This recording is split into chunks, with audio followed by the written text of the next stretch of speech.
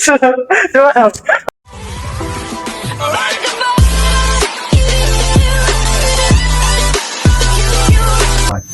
Welcome back to my YouTube channel Hakim. Apa-apa? Head mo.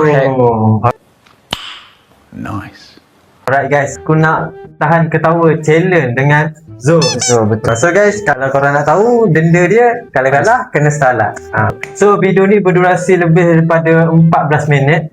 So kita tengoklah, kalau ketawa awal, maybe video tu akan jadi sikit je lah. Betul. So Zo, kau rasa kau boleh tahan ketawa tak? Aku rasa boleh. Boleh Sure Sure. Kau rasa kakak aku yang menang? Aku rasa aku yang menang. Oh yeah, kalau aku rasa kau yang menang. Yeah.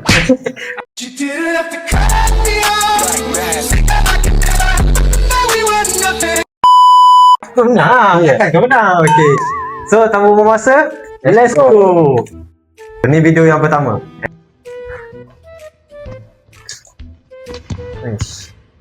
Boleh apa lah macam Dengan hidupku. Kau seorang berbalik dan letakkan punggungmu. Dibalikan tanganmu di belakang punggung. Itu boleh kembali. Itu mengambang.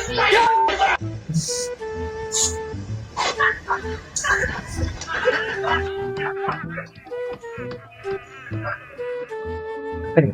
Oh, kipas apa air macam. Yo, apa kabar teman-teman? Macam. Selamat datang kembali di Top Things. Siapa yang akan tahu bahwa semudah ini mengakhirkan So ada bagi juga. Baik. Jangan lupa aku. Ibu, jika kau terus berjalan seperti itu, ayah akan tahu kau selingkuh. Incerio. Apa kau bercanda? Aku bukan penipu. Itu dia, Donald Trump semuanya. Donald Trump. What we gotta say today? Apa yang harus kita katakan? Presiden Donald Trump. Tu lah. Sebiji ni guys. Atas kejujuran.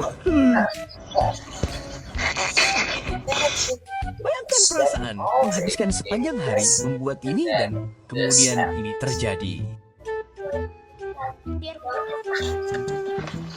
Habis. Hancur cikgu. Sana. Kau suka?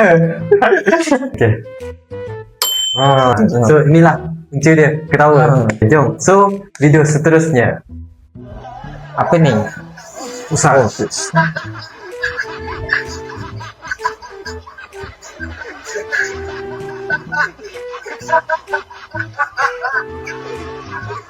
Tahukah kau bahwa merekam seseorang saat atau di arena bola? Bertidur. Sekarang pengajarnya adalah ide yang bodoh. Main boleh lah.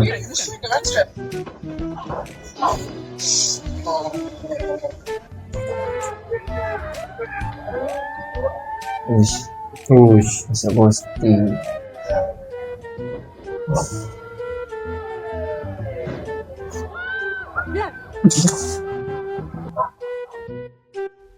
Kau suka? Ha? Tak. Tak suka Damn! Sikit je. Sikit je. Okay, so nama. Let's go. Seterusnya, jalan. Apa ni? Jalan rosak ke? Jalan rosak. Coba.